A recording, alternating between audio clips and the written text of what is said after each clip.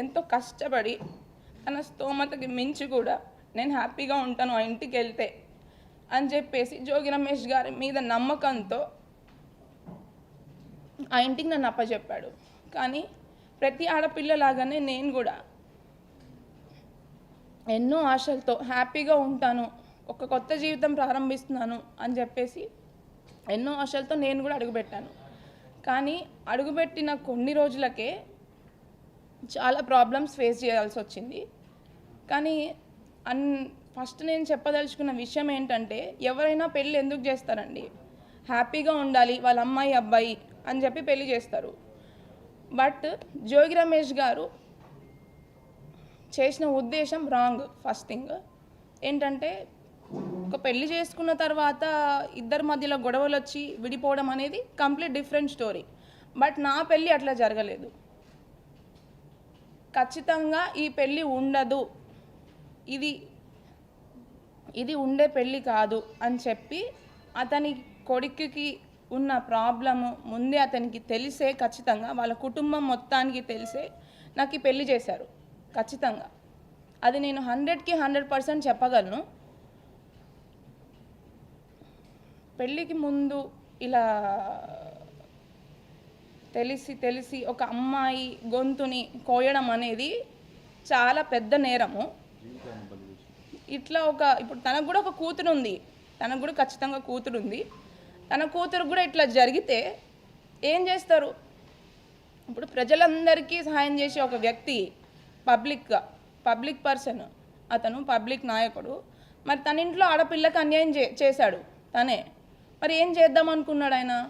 ఏ ఉద్దేశంతో పెళ్లి చేశాడు? అండ్ నిన్న జోగి రమేష్ గారు జరిగిన ప్రెస్ మీట్లో ఒక విషయం చెప్పాడనమాట. మా ఇద్దరి మధ్యలో మనస్పర్ధలు, గొడవలు రావడం వల్ల డిస్టర్బెన్సెస్ వచ్చి వాళ్ళు ఏదో విడిపోతున్నారు, బట్ ఇప్పుడు కూడా కలిసి ఉండాలని అనుకుంటున్నాను అంటున్నాడు. అసలు మా ఇద్దరి మధ్యలో ఏం గొడవలు వచ్చాయి? అసలు ప్రాబ్లం ఏంటి? నేను చేసిన తప్పేంటి? అసలు విషయాలని పక్కన పెట్టి పక్కదారి పట్టించడానికి ప్రయత్నించాడనమాట. అది క్లియర్గా మీ అందరికీ అర్థమవుతుంది ఖచ్చితంగా. ఇప్పుడు అసలు నిన్న మాట్లాడిన దాంట్లో నాకు అది చాలా, అంటే అసలు నేను ఇవాళ వచ్చి మీ అందరి ముందుకు నేను మాట్లాడాలి, మీడియాలోకి రావాలి అని ఏ ఆడపిల్ల అనుకోదు.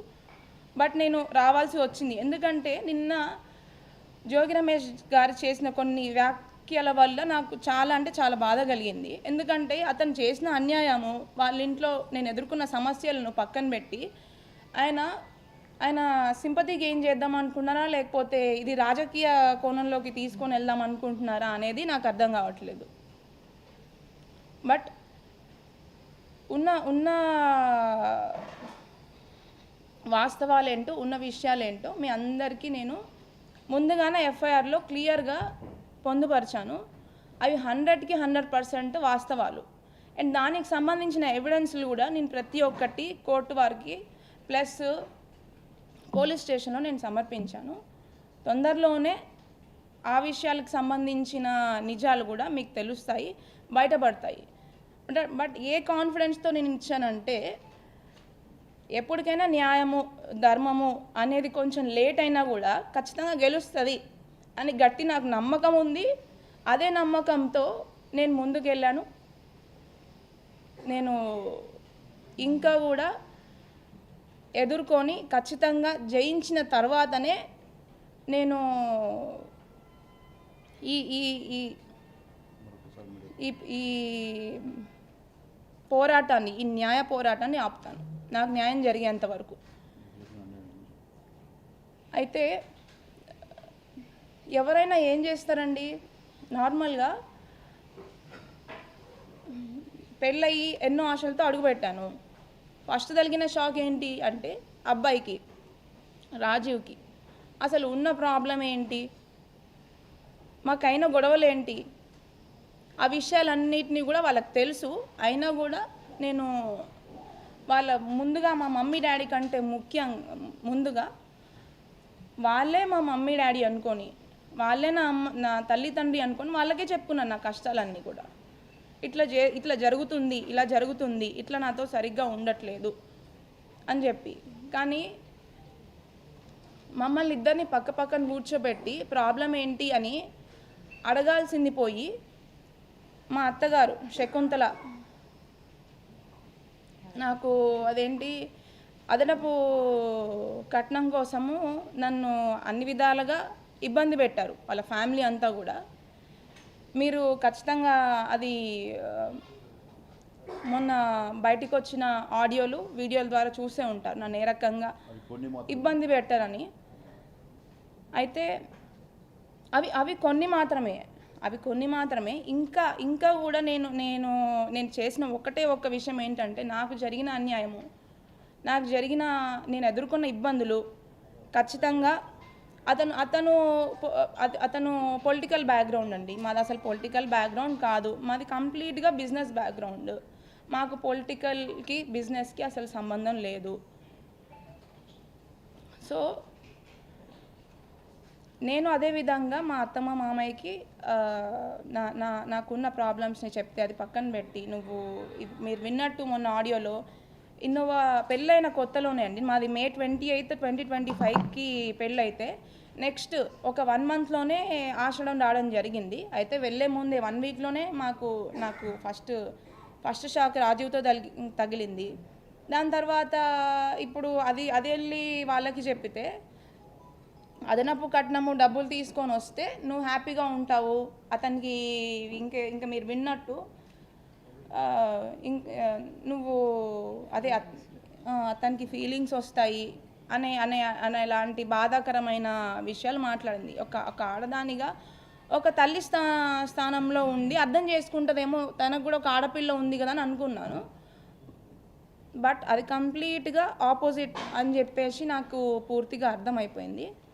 అదే కాకుండా నాకు తగిలిన ఇంకొక షాక్ ఏంటంటే, నాకు పెళ్ళికి ముందు వీళ్ళు హిందూస్ అని చెప్పేసి పెళ్లి చేశారు. కానీ పెళ్ళైన వెంటనే నాకు తెలిసిన విషయం ఏంటంటే, వీళ్ళు క్రిస్టియన్స్.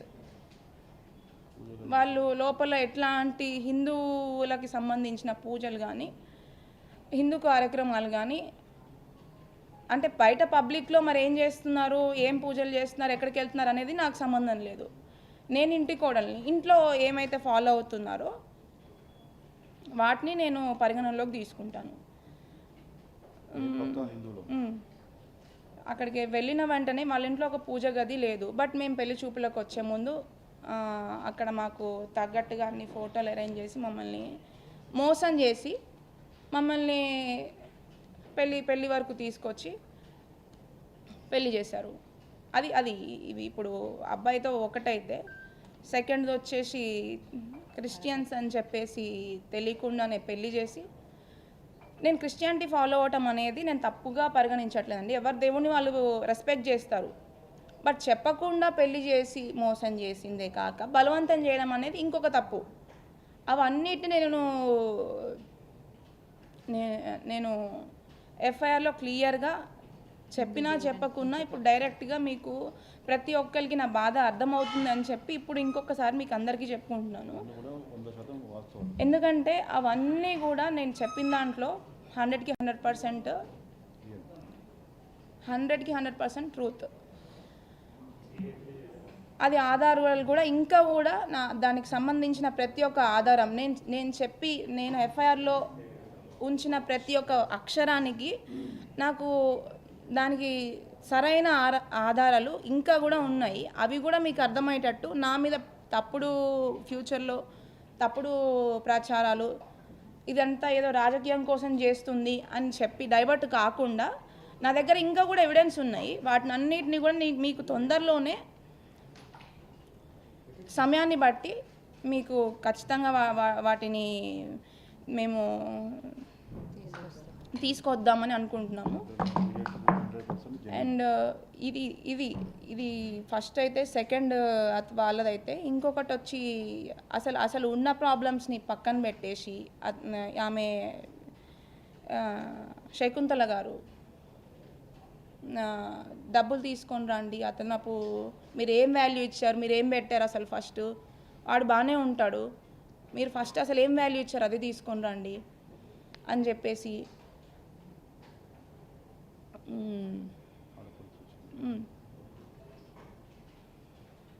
అని చెప్పేసి అన్ని రకాలుగా. అండ్ నేను ప్రతి ఒక్క రోజు అక్కడ